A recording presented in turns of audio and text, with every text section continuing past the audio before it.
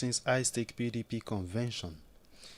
This and many other interesting story will be coming your way after this time out. Please stay with us. All of the council's management team, according to them, subjecting WASC a standardized evaluation of secondary school leavers and basic requirements for tertiary institutions to trial and error is unacceptable. Details of these and more is in Daily Post. The headline once again: WAHEC bastardizing Nigeria education process. Stakeholders Rule 2025 WASC outcome. All right. Take a story from the pages of the Vanguard newspaper. When the owner of Ife Obainita Adeyeyogunwusi visited the late Alaafin of Oyo Obalamidi Adeyemi twice in January and May 2016 to breed a 79-year genes. Many Yoruba sons and daughters were happy that the embers of this cult that have been stoked for many decades had finally been extinguished. The historic visit resonated across the globe simply because it was in 1937 that such a visit was made by the then Ooni of Ife, Obadesoji Aderemi. Both monarchs ensured that the seed of peace they sowed germinated and was well nurtured by their utterances and attitudes. So the cordial relationship between them lasted till Obadeyemi joined his ancestors on April 22nd, 2022.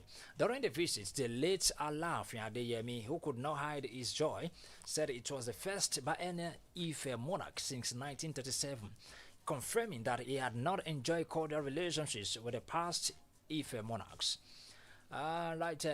You want to get this? Responding to the Alaafin's complimentary remarks about Ogunwusi said, and I quote, "It is a new dawn for all Yoruba sons and daughters around the globe. I'm here, though not invited, but as the Arole Odudua, the onus is on me to felicitate with all sons and daughters wherever they are and to show my solidarity for any of them." End of quote. Check the Vanguard newspaper.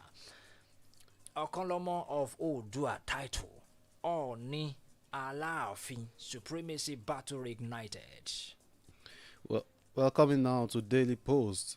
The Naira on Wednesday recorded its third consecutive depreciation against the dollar at the official foreign exchange market, despite the country's external reserves rising to $41 billion.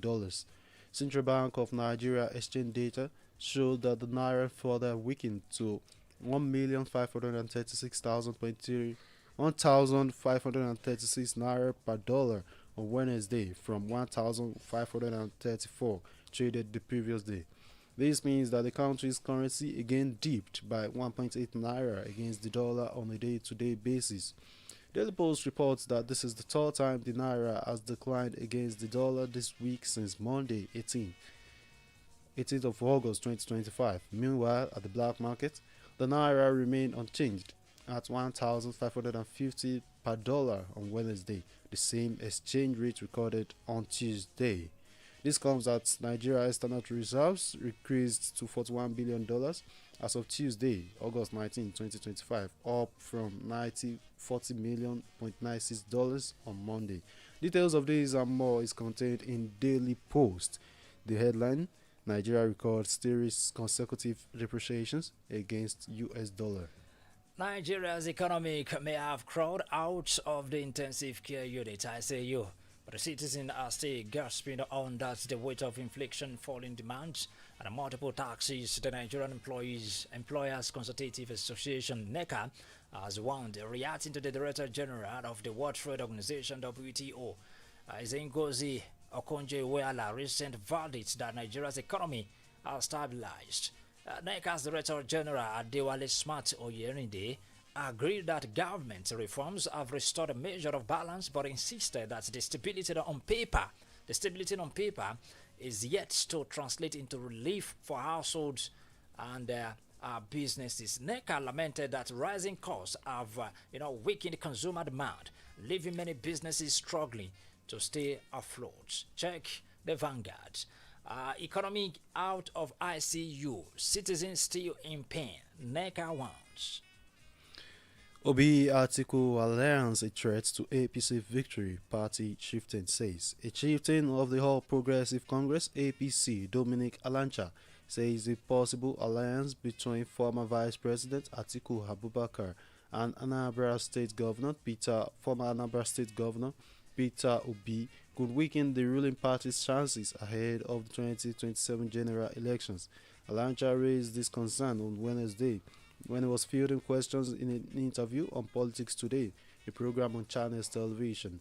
Daily Post reports that ahead of the 2027 polls, opposition leaders including Hatiku Obi, ex-Senate President David Mark, ex-ministers Rauf Arabeshola and Rotimi Hamechi, and ex-Kaduna Governor Nasir El-Rufai on July 2, 2025 adopted the African Democratic Congress as a coalition platform to challenge President Bola Tinubu.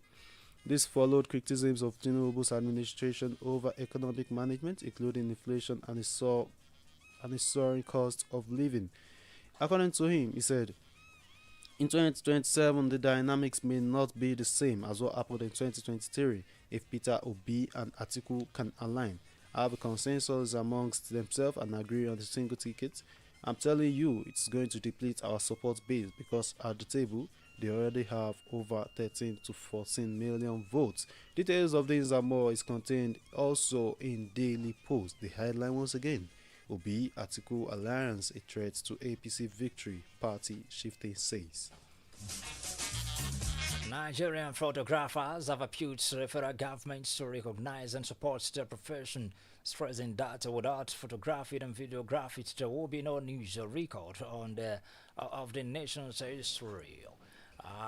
The call was made during the 2025 World Photography Day celebration in Abuja, where members of the Fountain of the Professional Photographers Club staged a road walk from area thanks to Millennium Park.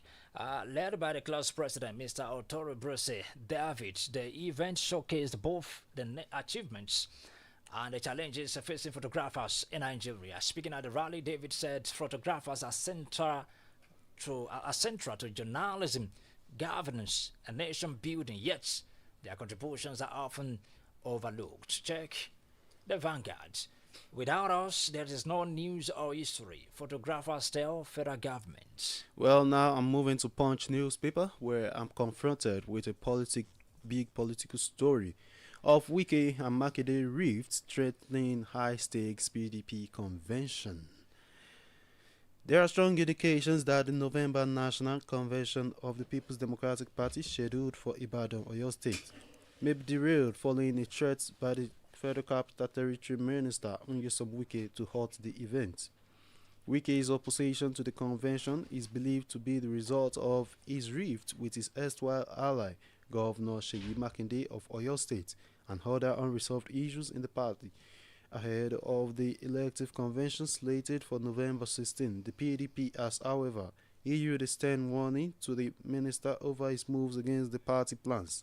PDP National Publicity Secretary Debo Olugunagba, in an interview with selected journalists in Abuja on Wednesday, cautioned that decisive actions under the party constitution will be taken against him should he continue to undermine the collective interest of the party, while PDP National Executive Committee members, including National Youth Leader Timothy Osadulo and former National Vice Chairman of Southwest Eddie Olafeso, accused Nyesom Wike of overstepping his bounds, vowing to resist his move. Details on these and more is contained in the Punch newspaper.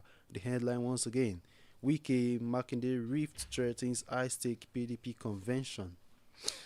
Away from Vanguard newspaper, straight to the Punch newspaper, the Kano state government has announced plans to grant amnesty to repentant thugs under a safe corridor initiative designed to tackle political thuggery and youth restiveness in the states. The State Commissioner for Information and Internal Affairs, Ibrahim Abdullahi Waya, disclosed this yesterday at the State Police Command headquarters during the inauguration of the program. He said 718 youth had already been profiled, while an additional 960 were awaiting police validation before being enrolled. He explains that the youth would undergo drug tests, rehabilitation, and reintegration into society. You check the Punch newspaper. Kano to grant amnesty to 1,600 repentant thugs. Check The Punch newspaper. Well, now still on Punch about the royal battle between the Alaafin of Oyo and the Oni of Ife. Now I'm seeing the news about Alaafin threatening to publish Supreme Court ruling after 48-hour ultimatum. Following the expiration of the 48-hour ultimatum issued to the Oni of Ife, Oba Enita Ogunwusi, indications emerged on Wednesday that the palace of the Alaafin of Oyo, Oba Akim Owuade, was preparing to release the Supreme Court ruling which affirmed to it confirms the Alaafin exclusive right to confer chieftaincy covering the entire Yoruba land. This development came on the heels of a series of meetings held by Alaafin with palace chiefs in Oyo town on Wednesday to deliberate on the next steps. On Monday, the Alaafin's media aide, Mr. Bode Durodage, had demanded that the Oni revoke the Okolomo of Yoruba land title conferred on businessman Dotun Sanusi within 48 hours. He also cited the Supreme Court ruling in defense of the Alaafin's position. The Alaafin accused the Oni of exceeding his authority and breaching the Apex Court's pronouncement on who could confer titles with the Yoruba land designation. He argued that the Oni's powers were limited to the former Oromia local government area, now split into Ife Central, Ife North, and Ife South. Details of these and more is contained in Punch newspaper. The headline: Alaafin may publish Supreme Court ruling after 48-hour ultimatum. State Service story from the pages of the Punch newspaper, where the Police Service Commission has returned to promotion of 179 assistant superintendents of police. The commission added that 176 of the affected officers had already retired, while the remaining three were dead. In a statement yesterday by spokesman Ikechukwu Ani, the PSC says the affected officers were unfit for the promotion exercise.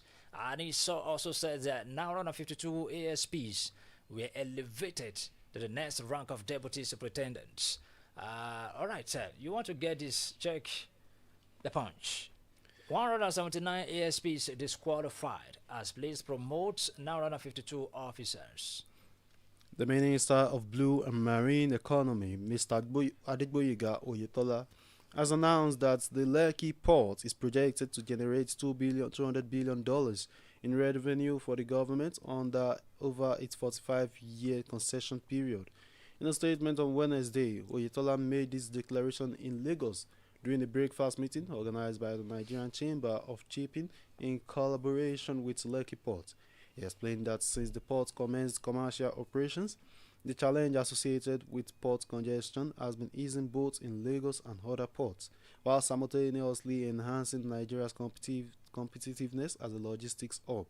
He stated that the level of world-class infrastructure at the port signals vast untapped opportunities for investors, operators, and service providers. The Osun State former governor stressed that the federal government has been playing a pivotal role in ensuring that the port does not suffer logistic bottlenecks through the completion of critical access roads linking it to directly to major highways. According to him, with the road infrastructure provided by the federal government in collaboration with the Lagos state government and private sector partners, cargo now moves out faster, investors' confidence is restored, and trade flows without unnecessary delay. Details of these and more is contained in the Punch newspaper. Federal government to hand $200 billion revenue from Lekki Port, Oyetola says. Alright, stay away from the Punch newspaper, straight to the Vanguard newspaper.